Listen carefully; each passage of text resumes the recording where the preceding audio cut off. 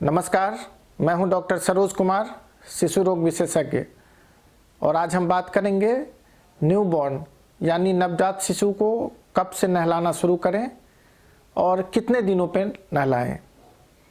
लेकिन उससे पहले अगर अभी तक आपने मेरे चैनल को सब्सक्राइब नहीं किया है तो इसे अभी के अभी सब्सक्राइब कर लें और सब्सक्राइब के बगल वाला बेल नोटिफिकेशन ज़रूर दबाएं ताकि मेरी हर वीडियो की जानकारी आपको मिलती रहे।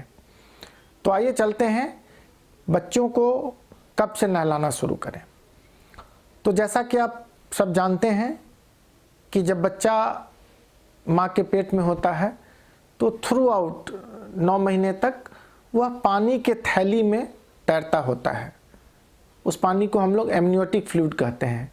मतलब बच्चा लगातार 9 महीने तक पानी में तैरता रहता है, एमनियोटिक फ्लूइड में तैरता रहता है। इसीलिए उसे नहाने की जल्दीबाजी नहीं है।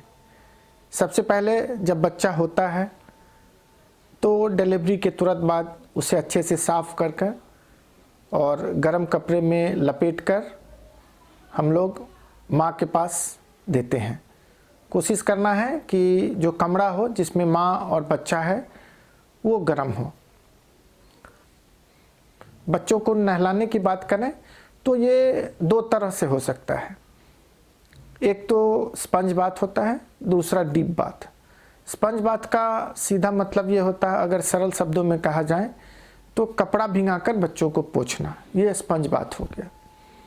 और दूसरा डीप बाथ जो प्रॉपर बाथ होता है कि जब हम बच्चों को पानी और साबुन से नहलाते हैं। तो जो स्पंज बाथ है वो हम लोग जन्म के दूसरे या तीसरे दिन से भी कर सकते हैं। लेकिन जो डीप बाथ होता है, जो प्रॉपर नहाना होता है साबुन से, पानी से, वो जब तक बच्चे का नाभि नहीं गिर जाता है तब तक नहलाना नहीं चाहिए।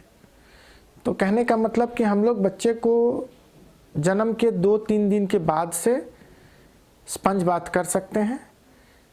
और जब बच्चे का नाभि गिर जाता है या बच्चा हॉस्पिटल से डिस्चार्ज हो जाता है उसके बाद से हम लोग डीप बाथ या प्रॉपर बाथ जो होता है वो करें। तो आइए हम लोग जानते हैं कि जो बेदिंग कराने से पहले क्या क्या आवश्यक स्टेप्स हैं जिनको कि फॉलो करना है।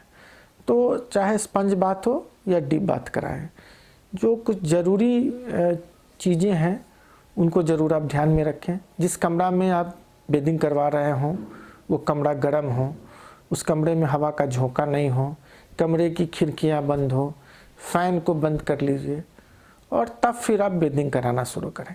स्पंज बाथ में मोटे तौर पे हम लोग करते क्या है कि सॉफ्ट टॉवेल को सुसुम यानी गुनगुना पानी में भिंगा लेते हैं और उससे बच्चे के शरीर को पूरा पोंछते हैं। उस दौरान ये ध्यान रखना है कि सर से पैर की तरफ पोंछना है। मतलब पहले ऊपर से सर पोंछना है, फेस पोंछना है, शरीर पोंछना है, तब नीचे पोंछना है। तो ये क्रम जरूर मेंटेन करें कि ऊपर से नीचे पोंछेंगे। खासकर जो क्रीज एरिया है जैसे आर्म पीट हुआ, गला हुआ, ग्रॉइन एरिया हुआ, जेनाइटल एरिया हुआ, इस सब एरिया को ध्यान देकर पोंछें। और पोंछने के तुरंत बाद उसे अच्छे से कपड़े में लपेटें, कपड़ा पहना दें।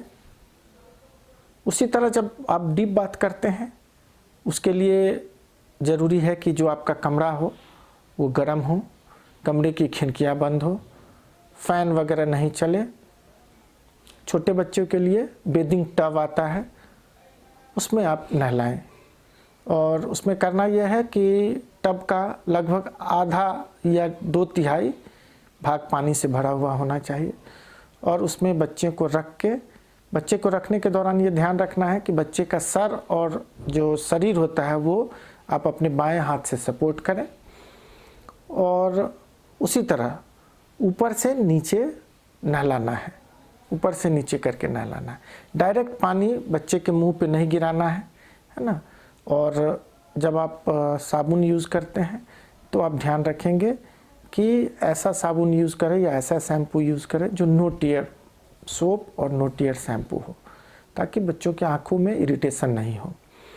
और बेदिंग से पहले ये ध्यान रखेंगे कि बच्चा अगर टॉयलेट या पॉटी किया हो तो पहले उसे साफ़ कर लें, तब आप बेदिंग टब में उसे डालेंगे। नहलाने के तुरंत बाद बच्चे को पोंछ देना है और कपड़ा पहना लेना है। तो ये तो हो गया कि बच्चे को कब से नहलाना है। तो बच्चे को जन्म के दूसरे या तीसरे दिन से स्पंज बाथ करना शुरू करें, और जब बच्चा घर जाता है या बच्चा का जब नाभि गिर जाता है उसके बाद से डीप बाथ शुरू करें। अब है कि कितने दिनों पे नहलाएं, तो इसका कोई फिक्स्ड रूल नहीं है, लेकिन गर्मियों के दिन में और जब बच्चा आपका स्वस्थ है, वज़न 2.5 किलो से ज़्यादा है, तो आप इसे प्रतिदिन भी नहला सकते हैं, और या नहीं तो फिर आप 2 से 3 दिनों पे भी नहला सकते हैं। लेकिन अगर आपका बच्चा कमज़ोर है, 2.5 किलो से कम का है, बीमार है, तो आप डॉक्टरी सलाह के मुताबिक ही आप उसे नहलाएं, क्योंकि वैसे में ठंड लगने की, बीमार पड़ने की संभावना होती है। तो दोस्तों, अगर आपको मेरा वीडियो पसंद आया हो तो इसे ज़रूर शेयर करें और मेरे चैनल को सब्सक्राइब करें। धन्यवाद।